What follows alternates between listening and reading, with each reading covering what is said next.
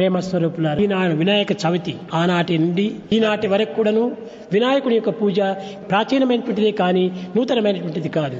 అట్టి వినాయక తత్వాన్ని మొట్టమొదట మనం గుర్తించుకోవాలి. ఓం శ్రీ సాయిరామ్. వినాయక చవితి సందర్భంగా భగవాన్ శ్రీ శ్రీ సత్సాయిబాబా వారు మనకి అనేక సందర్భాల్లో ప్రతి పండగ కూడా చాలా అంగరంగ వైభవంగా జరుపుకుంటూ ఉండేవారు. దాంతోపాటు గొప్పతనం విశేషం ఏంటంటే ప్రతి పండగకి వెనక ఉన్నటువంటి అంతరార్థాన్ని చక్కగా విశదీకరిస్తూ చెప్పేటటువంటి మన స్వామివారు ఈ వినాయక చవితి సందర్భంగా విఘ్నేశ్వరుడి గురించి ఎన్నో ఉపన్యాసాల్లో చెప్పి ఉన్నారు. దాన్ని కొద్దిగా మనం నెమరు వేసుకున్నానికి ప్రయత్నం చేస్తాం. దాంట్లో భాగంగా విఘ్నేశ్వరుడు అనగా విఘ్నాలన్నింటినీ కూడా తొలగించేటువంటి వాడు, గణాలన్నిటికీ కూడా గణనాయకుడు. ఈ విధంగా అనేక నామాలు కలిగి ఉన్నటువంటి వాడు. అయితే విఘ్నేశ్వరుడికి తన యొక్క దేహ స్వరూపం చూసినట్టయితే చాలా విచిత్రంగా ఉంటూ ఉంటుంది. ఏనుగు యొక్క శిరస్సుని కలిగినటువంటి వాడు, బొజ్జ కలిగినటువంటి వాడు, ఒక ఎలుకని వాహనంగా చేసుకున్నటువంటి వాడు, మూషికాన్ని. అంటే ఎలుక చిన్నగా ఉంటుంది కదా, దాన్ని వాహనంగా ఎట్లా చేసుకుంటాడు అంటే కనుక ఎలుక అంతరార్థం ఏంటంటే అది డార్క్నెస్, అంటే అజ్ఞానం, అంధకారం. దాన్ని తొలగించేటువంటి వాడు వినాయకుడు. అంధకారానికి అజ్ఞానానికి బరువు తెలియదండి, ఎంత బరువునైనా మోయగలుగుతుంది. అందుకే వినాయకుడిని చక్కగా మోయగలుగుతుంది ఆ మూషిక వాహనుడు. అన్నిటికంటే ప్రీతికరమైనటువంటిది మనందరం చూస్తూ ఉంటాం. సాధారణంగా వినాయక చవితికి ఒక నూనె కానీ లేకపోతే అగ్ని సంస్కారం కానీ చేయనటువంటి కొన్ని నైవేద్యాలు పెడుతూ ఉంటారు. ఉడకపెట్టి ఉండ్రాళ్ళు, కుడుములు ఇట్లాంటి వాటిని పెడతారు. బియ్యము పిండి చేసి అందులో నువ్వుల పిండి పెట్టి దీనికి కుడుములు, ఉండ్రాళ్ళు అని పెట్టి వినాయకుడికి నైవేద్యం చేస్తారు. ఇందులో ఏమాత్రం కూడాను ఆయిల్ కానీ వేడి కానీ సోకదు. ఇది దేనికోసం ఈ విధమైనటువంటి మార్గంని అనుసరింపజేశాడు. మానవునికి ఆరోగ్యమే మహాభాగ్యము. ఈ స్టీముతో చేసినటువంటి యొక్క పదార్థములు భుజించినటువంటి వారికి పూర్ణ ఆరోగ్యవంతులుగా ఉంటారు. కానీ మానవుడు ఈనాడు జిహ్వచాపల్యం చేత రుచులను మరిగి అనేక రకమైనటువంటి యొక్క దీన్ని ప్రిపేర్ చేసుకుంటున్నాడు. కానీ గజము ఆరోగ్యమనే మహాభాగ్యంగా తీసుకుంటుంది. వినాయకుడు ఇదే మార్గాన్ని ప్రజలకు బోధిస్తూ వచ్చాడు. వేడి చేసినటువంటి యొక్క బియ్యపిండి చేత, ఈ నువ్వుల చేత కన్నులలో ఉన్నటువంటి ఒక దోషములంతా నివారణ కలుగుతుంది. ఇందులో ఉండినటువంటి మచ్చలు కూడాను మాయమైపోతుంది. క్యాట్రాక్ట్ కూడాను ఎక్కువగా రాదు.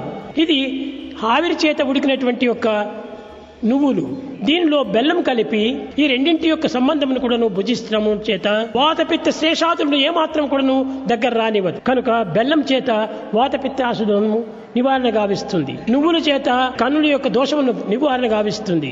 ఈ స్టీముతో ఉడికినటువంటి యొక్క పదార్థములను త్వరగా జీర్ణం గావిస్తుంది. అతి త్వరగా జీర్ణం గావిస్తుంది. ఈ జీర్ణం కావటం చేత రోగములకు దూరం గావిస్తుంది.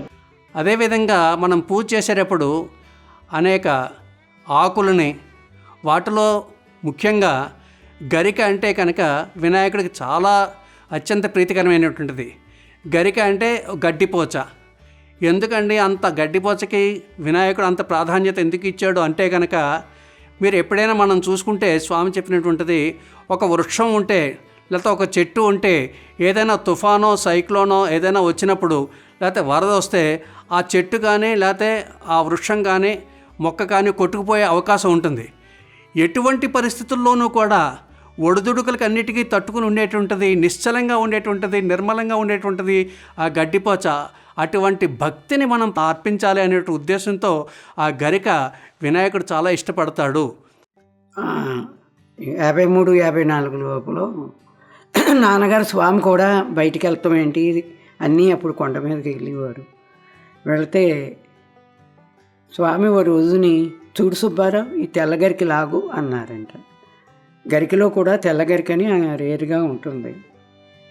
ఎందుకు స్వామి గరికి ఎక్కడ పడితే అక్కడే ఉంటుంది కదా అంటే, లేదు లేదు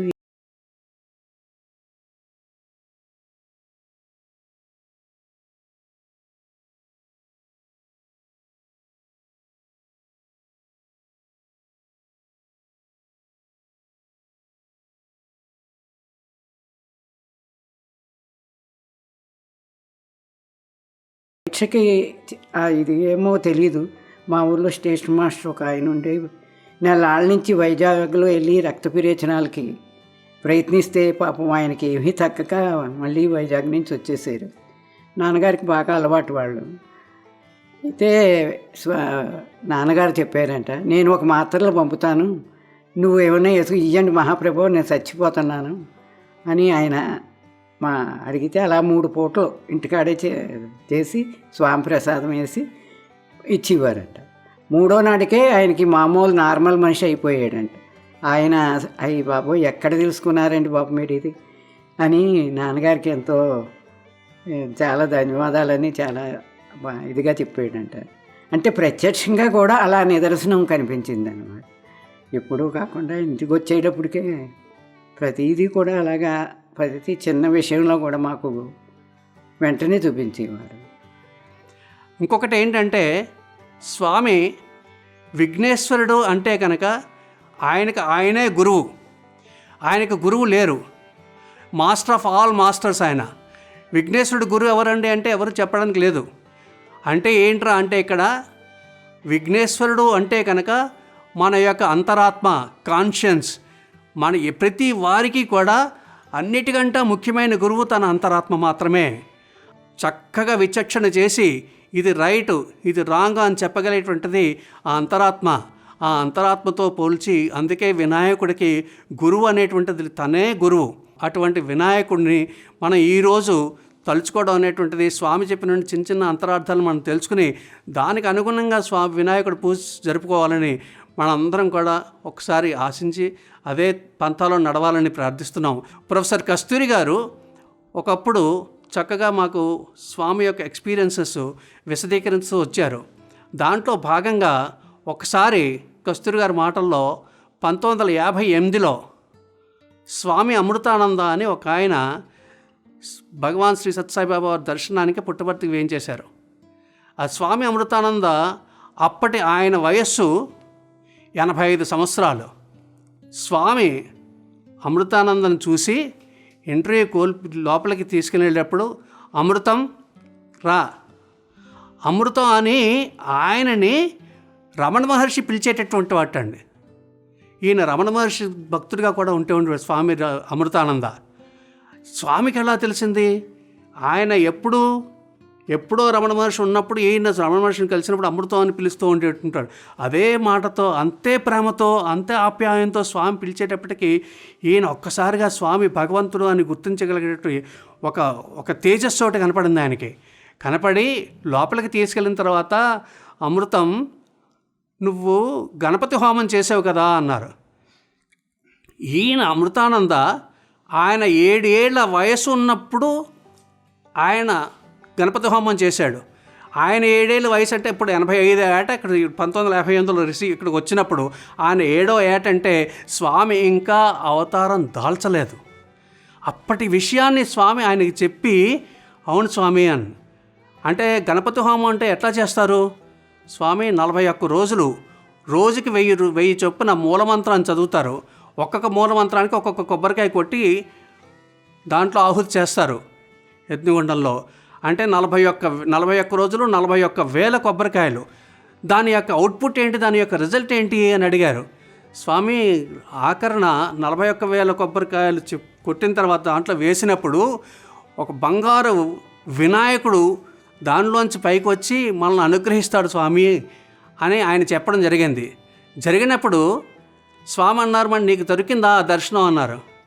అప్పుడు స్వామి అమృతానంద అన్నారు, స్వామి నాకు అప్పుడు 7,000 కుర్రవాడిని, నాకు జరగలేదు. స్వామి ఆ మంత్రాన్ని నువ్వు ఆపు, నేను చెప్తానని స్వామే చెప్పారు. ఆయన ఆశ్చర్యపోయి వెంటనే స్వామి నేను ఇస్తున్నాను నీకు దర్శనం అని చెప్పేసి, అప్పుడు స్వామి బంగారు వర్ణంలో వినాయకుడి దర్శనం ఆ స్వామి అమృతానందకి దక్కింది అని అప్పుడు కస్తూరి గారు ఇదంతా కూడా మాకు నెరేట్ చేస్తే, అప్పుడు కస్తూరి గారి దగ్గరికి వెళ్ళి స్వామి అమృతానంద చెప్పారటండి ఈ మాటలు. కస్తూరి గారు, ఎటువంటి పరిస్థితుల్లో మీరు స్వామిని మాత్రం వదలొద్దు, ఈయన సాక్షాత్తు సర్వశక్తిమంతుడు, సర్వజ్ఞుడు, సర్వకాల సర్వావస్థల యందు కూడా ఈయన ఉన్నాడు, ఈయన శివస్వరూపుడు అని చెప్పి ఎటువంటి పరిస్థితుల్లో వదలొద్దని కస్తూరి గారికి స్వామి అమృతానంద తన 85వ ఏట 1958లో చెప్పినట్టు మాటలు. అంటే ఇక్కడ స్వామి అవతారం దాల్చక ముందర, అవతారం అయిన తర్వాత, అవతారం ఉన్నప్పుడు ఎప్పుడు కూడా స్వామి సర్వవ్యాపకుడిగా ఉన్నాడు. ఆయన అంతరాత్మ, ఆ వినాయకుడు కూడా అదే కాన్షియన్స్లో ప్రతి చోట కూడా సర్వవ్యాపకంగా ఉన్నాడని చెప్పడం నిదర్శనంగా ఇది ఒక్కసారి నెమరు వేసుకుందామని మీ అందరికీ కూడా చెప్పడం జరిగింది.